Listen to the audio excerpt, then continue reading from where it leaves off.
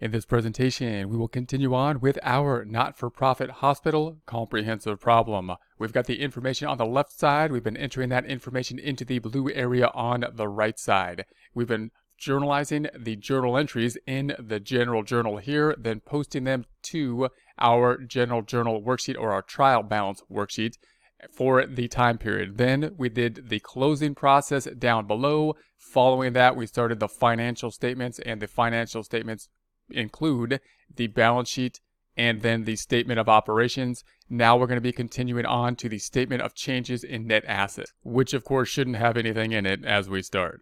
All right, so we're going to start off here. So recall that the statement of operations is kind of like our income statement. It's a little bit different in the format of the statement of operations. So let's just review that real quick. We've got obviously the revenue first. That makes sense. Net revenue. We've got the expenses. That makes sense. Here's the expenses. Then we have the excess of revenue over expenses. That makes sense. This is from basically operations. So then we had this one other item down here, which is going to be non-operating gains and losses, which is going to be the investment income of the $9,990.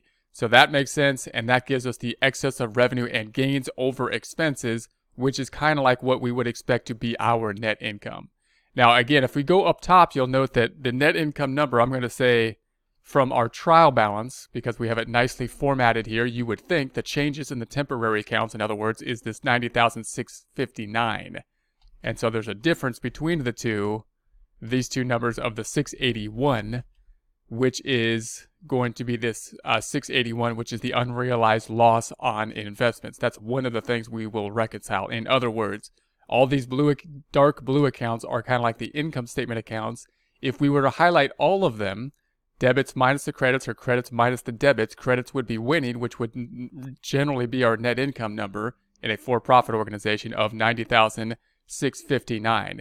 These two cancel each other out typically, right? So it's kind of like an intercompany type of transfer, and therefore they're not really included. You can basically eliminate them from the bottom line number. This number we're not including in the statement of operations because it's unrealized gains and loss, and therefore it's going to be on the reconciliation process in the statement of changes in net assets. So that's going to be the thing that's a bit different here. So we have this number here, kind of like our net income number. We're going to have to reconcile for it. Then we have this lower part here, which is the net assets released from restrictions, which you'll recall is basically these two numbers when we release from the restrictions. So we've released from restrictions. That gives us the increase in net assets without donor restrictions. So there's an increase in net assets without donor restrictions here in this component of the 188,840. Now we're going to go to the statement of changes in net assets. We're going to start off with the net assets without donor restrictions and excess of revenues and gains over expenses. So in essence, we're going to be starting with basically the net income number, which is actually this number from the statement of operations. So we're going to be picking up this number and enter. There we have that. That's going to be our starting point. Then we're going to adjust it by the unrealized loss on investment. So you'll recall that's going to be this item up top that we need to adjust it by. So we're going to be picking that number up. That's going to be a negative. So we're going to say negative of that 681. And next, we're going to have the net assets released from restrictions, which again is going to be basically these numbers down below, the 90, the 97.5, the 97.5. So the ones released from restrictions, we could pull them from up atop, or we can pull it from, it's going to be the same as, of course, this number right here. So I'm going to say this equals this 97.5 from up top. Then we're going to go ahead and sum this up. We're going to sum this up and call it the increase in net assets without donor restrictions. So I'm going to put my cursor here. We'll sum this up equals the sum of summing those items, and that's going to be the 188,159. Next, we're going to say that we have the net assets with restrictions. So we're going to be looking at the net assets with restrictions. We're going to have the net assets released from restrictions. So the net assets released from restrictions, once again, it's going to be indicating these two accounts down below. So it's going to be that same 97.5. So net assets released from restrictions when we're considering the statement of changes in net assets, when we're considering the net assets with donor restrictions, that then will be a decrease. So we've got the number here. It's the same number as the 97.5. It's increasing up here when we're considering the net assets without restrictions. Down here, of course, it's going to be a negative. It's going to be decreasing. So I'm going to just say negative of that number, the 97.5. Then the increase in net assets. So we're going to pick up this number before. This is the increase in net assets without restrictions. We took out the net assets released from restrictions. If we sum these two up, then we're going to have the increase in net assets. That's going to be the 90,659. So if you scroll back up, you'll see that that's the 90,659. So this is basically the bottom line number that we would kind of expect that would tie out to a similar type of fashion as with the normal type of income statement, picking up all these accounts, including the unrealized loss, and then these two, of course, netting out.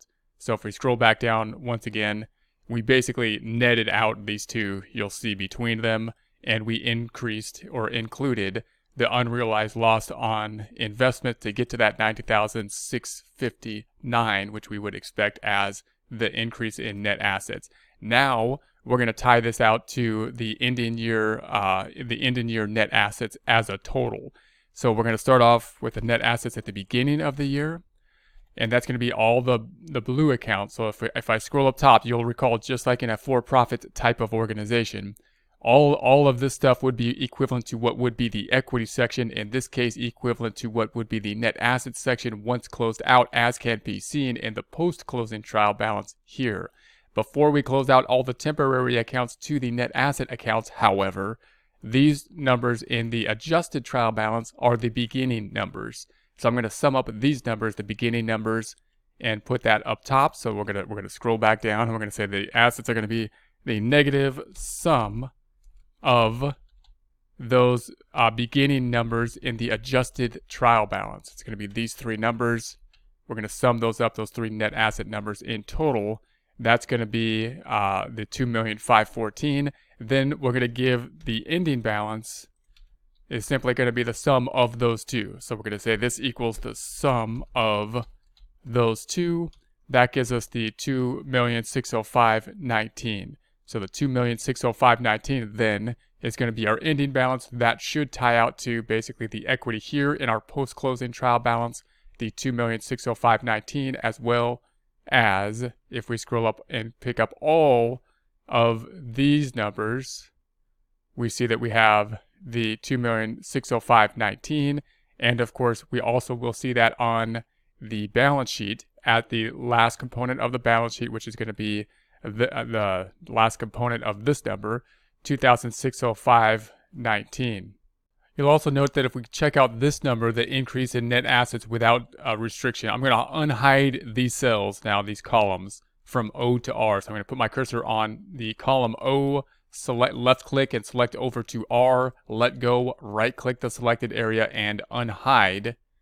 You'll note that if we look at these ones without restrictions, the change that happened, which is our middle column, the 180,490 and the 7,669, that adds up to 188,159. That then is going to tie out to our change here, the 188,159. So obviously at this point we can see what we have so far. We can see that the balance sheet will tie out because the total assets are going to be equal to the liabilities. Here we are, the liabilities and net assets. So that's going to be our check.